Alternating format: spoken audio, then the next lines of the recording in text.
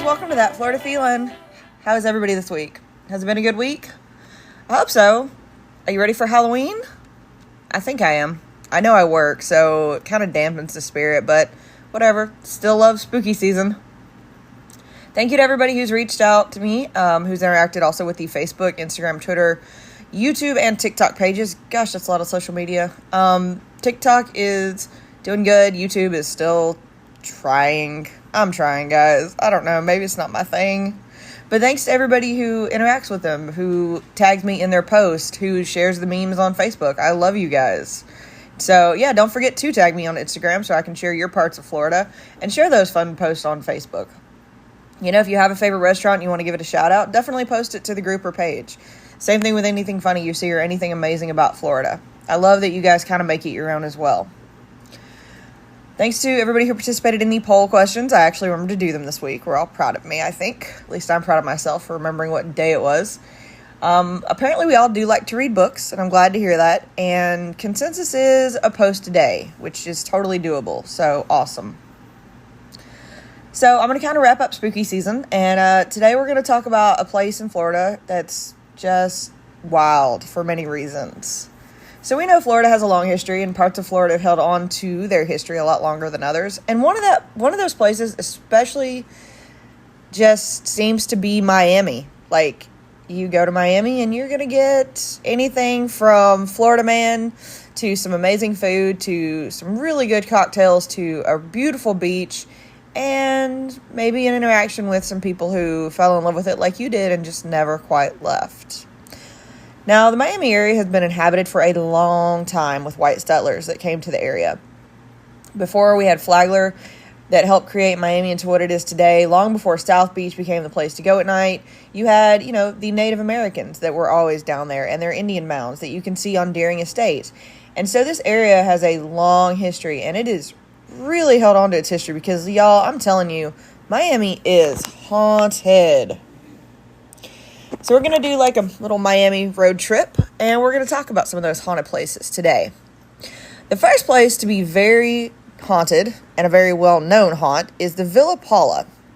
Now, the Villa Paula is not actually that old. It was built in the early 1900s, and it was built for Paula Milford, a Cuban-born opera singer who used to put on just captivating performances, and she wanted to create a place of her own. She wanted to create a place that showed off her artistic expression as well as show off the opulence of the, lifestyle that she had. Now, Paula Milford was also the wife of Domingo Milford. I am saying Milford, you guys. It's actually Milord. I apologize. Paula Milord and Domingo Milord. And Domingo Milord, who worked for the Cuban consulate. So he was actually in politics. And they lived in this gorgeous, beautiful house. And, people loved it. They had parties. Now, the villa, you can still see the villa. The villa was actually saved in 1983. And it is a historic site for Miami. It was saved because of its architectural importance and preserving Miami's history. Now, the villa was a happy place with parties, and Paula would invite people over, and she loved living there, and it was just her happy place. Sadly, though, life didn't go as Paula thought it would. She didn't get to live there a long time. She had to have a leg amputation. I couldn't find out why, but that led to her untimely death. And legend is Domingo wanted her buried in the backyard, and legend is that's where she's supposedly buried, in her back garden. People who often visit the villa smell phantom coffee, hear piano music, and have even seen Paula herself roaming through the halls. She loved the villa, and she wants people to enjoy it just as much as she did, even to this day. So have you ever been to the villa? Have you smelled the coffee or seen Paula? I have not actually visited this place, but I want to go. I really want to know if she's buried in the backyard. I found conflicting reports. Some people said that she is not, and some people said that she still is. So, who knows? Definitely check out a place for Miami history and maybe run into someone who never quite left. So the next place we're going to stop in Miami is well known for many reasons. It's well known for being an amazing place, but it's also well known for being amazingly haunted. The Biltmore in Miami. The Biltmore in Miami is one of those buildings that have a long history in the city, and it's not surprising that, some people just never quite left. The Biltmore I'm just like throwing every city in here today, guys. The Miami Biltmore was built in the 1920s by land developer George E. Merrick and Biltmore Hotel president John McEntee Bowman. And they wanted it to be a nice hotel. They wanted it to be a grand hotel, and they wanted everybody to be able to see it, and it was in Coral Gables. The hotel officially opened in January of 1926, and it was great. It was a huge success. Sorry, guys, my cat can't figure out how to be quiet. But this hotel attracted anybody and everybody. Royalty, celebrities, gangsters, including Al Capone, and even President Franklin D. Roosevelt vacationed in this hotel. Now, when the hotel opened, it went great for a while. Things weren't in the favor for this hotel. The 1926 Miami hurricane hit just months after it had been opened, not even a year. Now, of course, the hotel wasn't hurt, but it did become a place for survivors. And it also kind of ushered in the end of the land boom for Florida. So people weren't coming as much, people weren't buying as much property, but there's this massively beautiful hotel. So, it went through some changes. It was bought and sold and actually stayed relevant for a very long time. It used to host synchronized swimming each weekend that actually brought a lot of people to the hotel. Now, of course, as time progressed, World War II started, and the hotel was taken over in World War II by the War Department. Now, this actually happened to a lot of hotels in Florida for whatever reason. This was just like a common thing during World War II, and this hotel was no exception. It turned into a 1,200-room hospital in November of 1942. The hotel was renamed the General Pratt Hospital by the Army in 1946, and the opulence of the hotel was immediately covered by anything resembling the War Department. So completely governmentized, nothing fancy, nothing nice, drab colors, like the beauty was gone. And this hotel was actually used by the Army until 1947 when the VA took the hotel over. They were going to continue to use it, and the building was used as the University of Miami School of Medicine until the building was abandoned in the 1960s. Mama, lay down. Sorry, guys. The city of Coral Gables took over in the 1970s and was restored to a luxury hotel and resort in 1987. The hotel has been refurbished really close to its original splendor, so if you go in there today, you can probably kind of get a feel of what it felt like to go back when it opened in the 1920s. And it still welcomes guests to this day. You can stay there, and it's kind of pricey, but it's really nice. But if you stay there, you won't always just run into other human beings. This hotel's ghost story actually goes back to almost when it opened, really close to in a couple years of it opening. The hotel's ghost story is really Thomas Fatty Walsh. That's the story. Thomas Fatty Walsh was a gangster who was shot and killed there in the 1920s, in 1929, and the ghost is said to still haunt the hotel to this day. You can hear glasses clinking in the bar area. Someone can be heard shaking a martini when no one is behind the bar. But this ghost is also known to be a trickster. He likes to mess with staff. He does open doors for them, but he's known to show himself in mirrors, move bottles, and of course, rattle the shelves. But he's not the only one you'll see. You can also see soldiers roaming the hallways. It's not surprising to see soldiers since, the hotel was a hospital for that long, and people tend to die in hospitals. So you can still see men wandering the grounds and hallways wearing old military uniforms before they just disappear into walls. Kind of creepy. The elevator is even known to get in on the fun. It has its own kind of ghostly issues. The elevator will randomly take people to the 13th floor. Now, the 13th floor is where they say that Fatty Walsh was killed. So maybe he's still trying to go back to his room. The 13th floor also has phantom cigar smells and a man often seen roaming the halls dressed in the 1920s fashions before just disappearing. The Biltmore is a beautiful hotel with a long history, very opulent, somewhere I definitely recommend checking out, especially for a part of Miami history. But don't be surprised if history sticks around and you might actually get to see a piece of it. The next place is Coconut Grove Playhouse, originally the Players State Theater. Okay, side note, I swear every theater is haunted. I just have to say that. So the Coconut Grove Playhouse was actually opened in 1927, and the Playhouse was part of a Paramount movie theater chain. The theater had state-of-art air conditioning. Guys, just imagine that. People lived in Florida without AC at some point. That is hauntingly awful to me.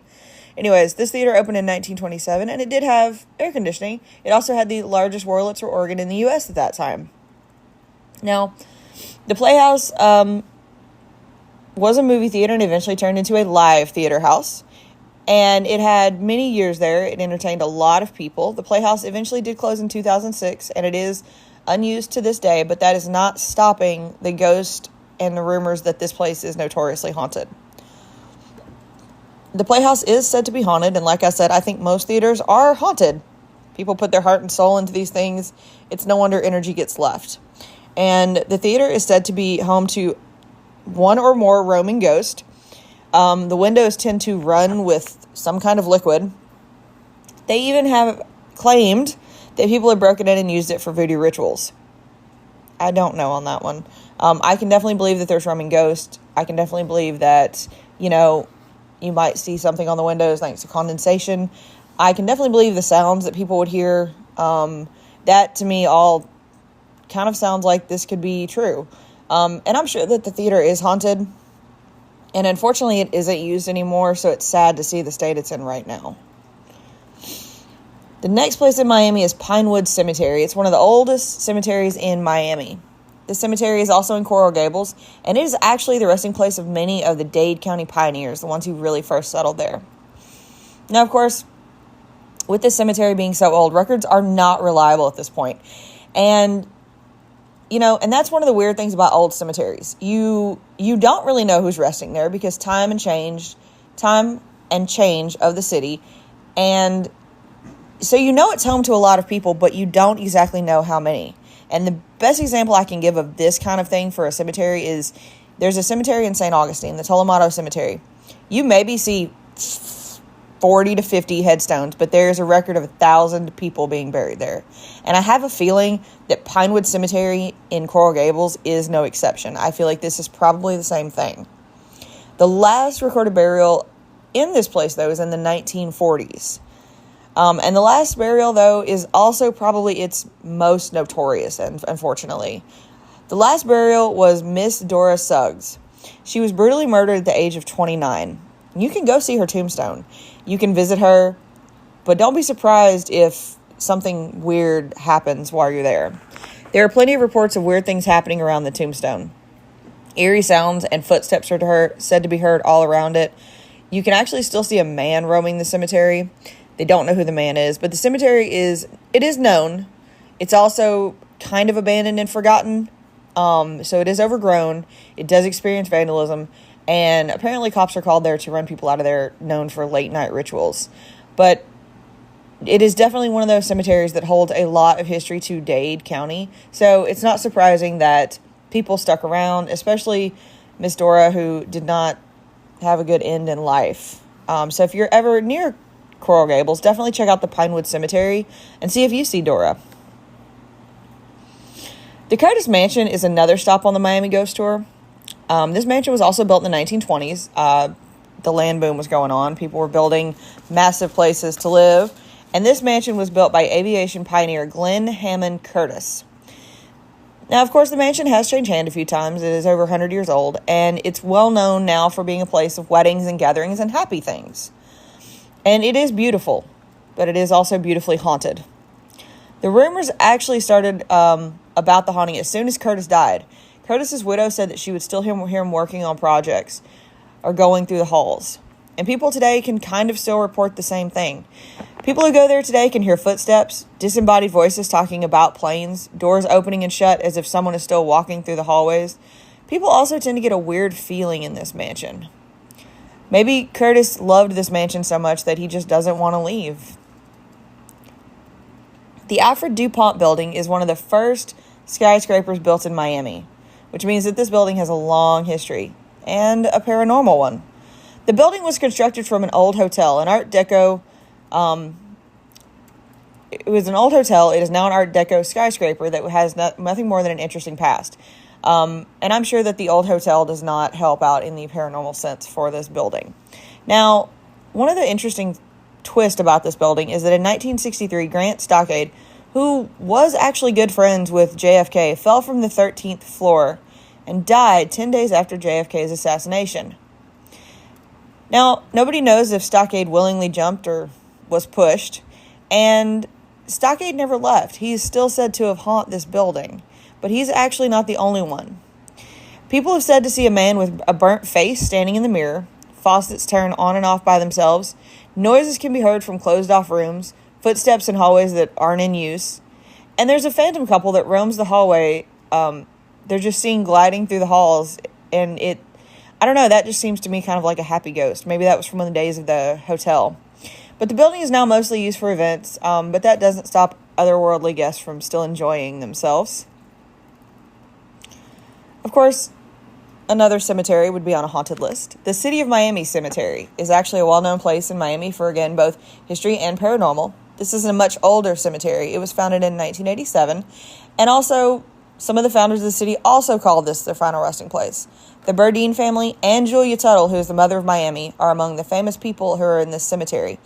And this one holds over 9,000 grave sites. Carrie Barrett Miller is probably one of the most unusual graves in the cemetery. And I'll tell you, when I was researching this, I had to read this 4 times before I finally understood, what was happening. So Carrie was placed in her grave, and instead of having just a coffin or a lid, her husband actually poured concrete over her. So she is literally cemented into her grave. The tombstone reads, "The body of Carrie Barrett Miller was molded into this solid block of concrete on December 4th, 1926. After the body has gone to dust, her sleeping form will remain." Y'all, that's one reason alone to haunt somebody. They encased this woman in concrete. Ooh, I don't know, that just seems weird to me. So the cemetery is a hot spot for paranormal activities. An eerie mist will roll in from nowhere. People feel cold spots. People feel being watched. Those are the top reports. Every now and then they will see Union and Confederate soldiers roaming the grounds, disembodied voices, footsteps, and weird sounds coming from the area. I guess cemeteries are supposed to be peaceful, but sometimes people aren't ready to be at peace there. Another theater makes our list. The Colony Theater makes our list, and again, not surprised since it is a theater. The theater opened in 1935 on Lincoln Road in Miami, which is another amazing part of Miami. You ever go to Miami, definitely hit up Lincoln Road. It is such a cool area. And this theater has changed hands many times. It is actually a live performance theater today. The theater has had many, many people pass through its doors, so it's not surprising that there's some leftover energy. The main haunting is kind of sad. The ghost of a white poodle is often seen running into the doors and around the theater. An apparition of a woman is often seen. She's wearing about 1930s period clothes. People also see an apparition backstage when they are preparing for a play, and footsteps can be heard around the front door and then going towards the main stage. Like I said, guys, theaters hold a lot of energy, so it's not surprising that a few of these have made this list. The last stop on our ghost tour is a well-known one, and it's well-known for a few reasons, and I debated putting it on this list almost because I felt like it needed its own episode, and it still might get one, but I wanted to talk about it since this is Haunted Miami. The last place on our tour is the Versace Mansion. And it's got a name, and for whatever reason right now I cannot pronounce it. It's the Casarina? No, okay, I'm not even going to try. The Versace Mansion. We're sticking with the Versace Mansion. And it is well known in Miami for good reasons and for bad reasons. The house was originally built in the 1930s. This is a very old, very beautiful architectural house. But it was really well known when it was purchased by Versace in 1992. The house had been turned into apartments at that time, like an apartment complex, to try to get, the most out of it, especially in the early, in the 80s, Miami was really going through that phase of changing things out and trying to get back to preserving itself and its history. And so when Versace bought this, it was an apartment complex, and he restored it back to a mansion. He restored it back to its original beauty. And the reason that the mansion is well known today is unfortunately because Versace was shot in front of it, trying to get in his gate in 1997. And people still say that the ghost of Versace is there. But they say he's not the only one to haunt this mansion. People report seeing apparitions. But it's not just that. For whatever reason, the house actually gives people weird vibes. The mansion is full of trapdoors and secret passages that only leads to the eerie feeling in this place. Caretakers have reported hearing people shuffling through the mansion late at night, using nothing but these passages. So it's as if someone who'd been there for a long time knew the house and has stuck around. The feeling of the house is just a weird one. People feel like they're being watched, like someone's always just right around the corner. And the house does have a mafia connection. Apparently, Al Capone visited this house when he used to visit Miami. Of course, Versace is reportedly being, you can see him roaming through the house. And he also reported seeing people roaming through his house even after he bought it. So he's not the only one that stuck around. You can visit the Versace mansion. It's a beautiful mansion. It is kind of strange. It's got a Medusa type mosaic on it. It's a very interesting house. I see how people get the vibes. It also is sad that Versace was shot at the place he loved, so it's not surprising if he is still roaming this house. Of course, there's a lot of other places in Miami. I didn't talk about a couple of the estates. Deering Estate, I've done an entire episode on. That is a completely haunted, beautiful place. Definitely check out that episode from, I think, last year about this time for spooky season. Miami's just a beautiful place, and there's so much history, and it's amazing to visit both day and night, although you may not want to visit some of them at night from the sounds of it. I love Miami. It's a great place. The Art Deco district, you can see all the old history. You can see the old mansions from the 1920s. You can see this gorgeous beach that just goes on for miles, not to mention some amazing food. You can see performers, especially if you're walking down like South Beach. You see wannabe Instagram models. You see people performing, hanging out, having fun. It's just such an open vibe. But you'll probably also kind of see Florida Man.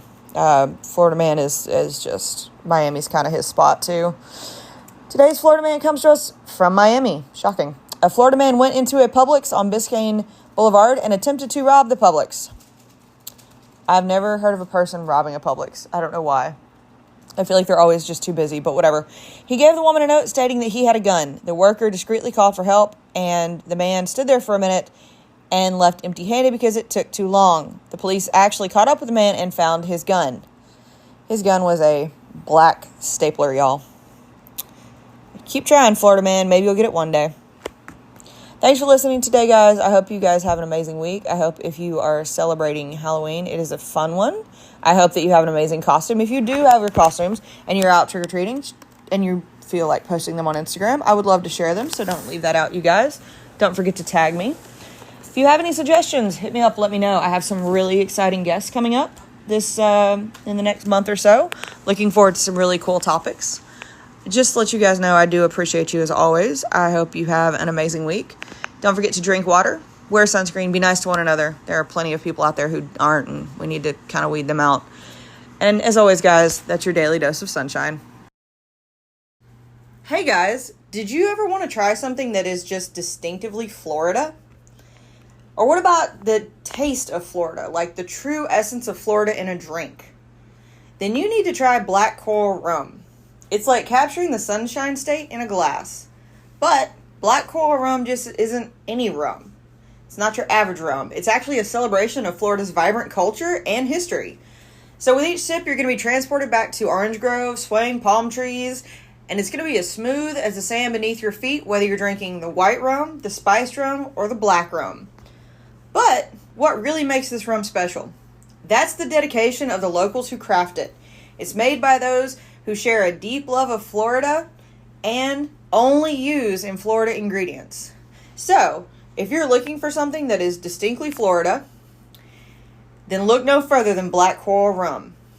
Where do you find Black Coral Rum, you ask?